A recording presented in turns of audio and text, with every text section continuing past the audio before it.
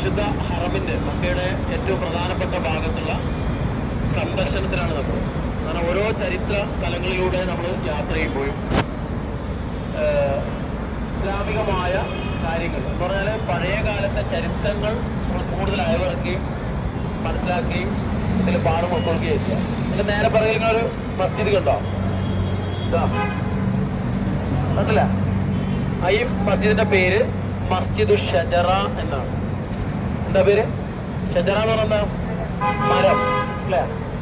അപ്പോൾ മരം എന്നുള്ള പേര് വരാൻ കാരണം റസൂലുള്ളാഹി സ്വല്ലല്ലാഹു അലൈഹി വസല്ലമയ്ക്ക് പ്രവാചകൻ മരങ്ങൾ സംസാരിച്ചതും പ്രവാചകന് മരം തണലിട്ട് കൊടുത്തൊക്കെ സ്ഥലമാണ്. അതുകൊണ്ടാണ് ഈ മസ്ജിദിന് മസ്ജിദ് ഷജറ എന്ന പേര് വരാൻ കാരണം.